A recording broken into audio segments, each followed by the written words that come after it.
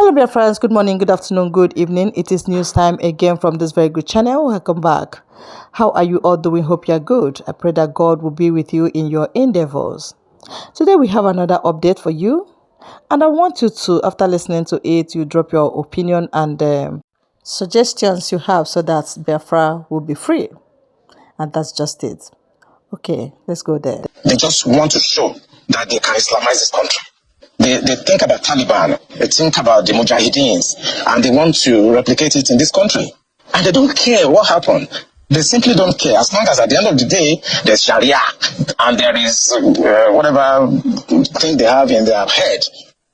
Thank you very much. After 3 years, we have seen again. I know several things must have been going through your mind when you saw all of those bills, the propositions, the narrative, the comments making the rounds only recently, even though 3 years after you made that comment. So tell us, what was going through your mind when you saw all of these things and still playing out what you had spoken of earlier? It just basically confirmed my fears, When I was saying those things, a lot of colleagues didn't like what I was saying. Some people felt that I'm anti-Islam. My dear, I'm from a Muslim background because my grandmother married a Muslim man after the husband died, and all my cousins, all my sisters, grandchildren, they are Muslim. Muslim background. And that was how we attest to it that when I took him with the Minister of Defense, to Italy, they were my guests in Italy. And I took them to the largest mosque in Milan. I would pray together in the mosque. And that's why I think I will tell you, I took him to Alaska Mosque in Israel to pray. And I have nothing against Israel. But you see, we are talking about identity and governance in this country. Identity and governance. It is so discouraging to know that at this century, we are still at this level of religious understanding.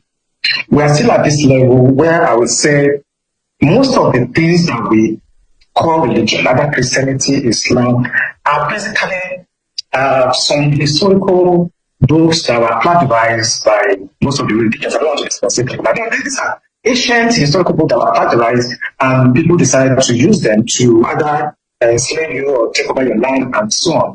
And I'm really discouraged because at this level, Nigerians are so uneducated when it comes to religion.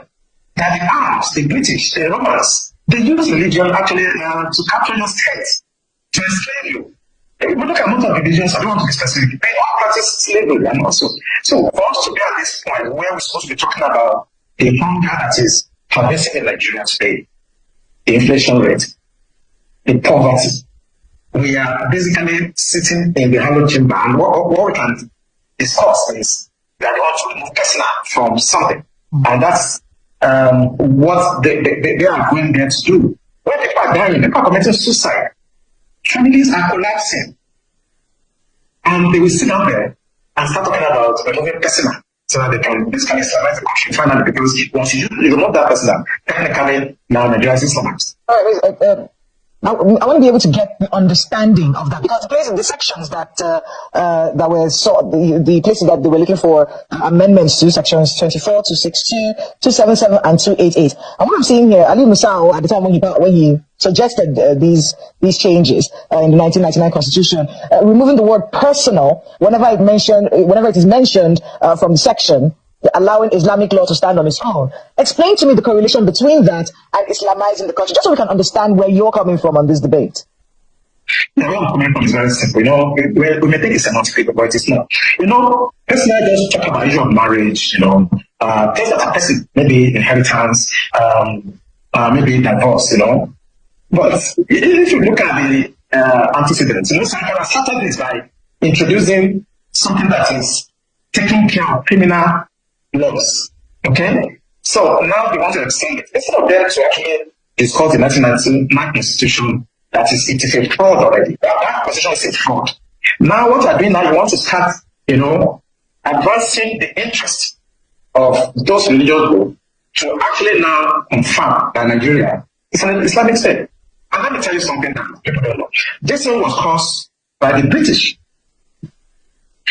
Between 1900 and 1960, they knew that they cannot govern the North except they allow them to practice their religion, and they were using their religious leader to basically govern this country indirectly. Immediately after independence, 1960, the British knew that they should have forged these two people together. They know. But because they want to achieve the divide and rule and to be able to conquer and take our resources and steal whatever they want to steal over the years, they merged these two people together. They could not govern the North and South under one religious or administrative administration. They know. So they're not being independent and matching you people to work together. That was why the 1960 coup started. That was how the Civil War started. Now, 86, Babangida came with OIC stuff. Trying to Islamize us. You know what? In 2000, when 1999, 2000, when Obasanjo came, he permitted them to start practicing Sharia. Today now, they want to consolidate it. Once you remove that person, all of us, whether you are outside Igbo, Yoruba, if you call it a Christian, traditional, you are now under the law, the Islamic law, because they put it in the constitution. Like listening to the member that was representing Ahoda East, Abu Anudua Federal Constituency, River State, I want to get his words. He said personal matters that was envisaged, he says, by the people who drafted this constitution. And I want to quote him. The implication is, if the word personal is removed, Islamic law would have broader implications. The word personal was put there for a reason.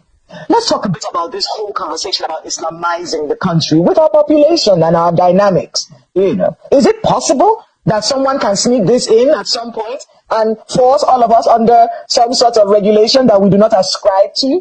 Is it possible that this can happen in this country?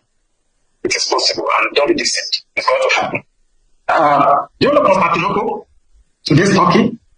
They were almost 98% Christian before now. Today they are an Islamic country. I did Islam in my master's program, and I was trained by Professor Alijani. He's a Persian. He's an Iranian American. And I scored A. That's excellent in Islam. So I know them. It may take them 1,000 years.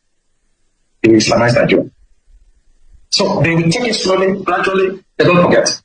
All of us will be dead after some time. Our children that don't care, or this Gen Z will come. They will still Islamize this country. If they can do it in Turkey, today's Turkey, what stops you? Why do you think they won't do it here? Except we take steps now. Because we are the ones that are talking about these things. Our next generation in 50 years will not even care. You understand? So I'm thinking that if some part of the country, I don't want to stress, if they feel strongly about an ideology, a religious, but I think they can restrict it to their area. And I think maybe Tinubu should do well by developing this regional autonomy where everybody should organize themselves, or at worst, let the country actually go apart and you can do whatever you want in your area.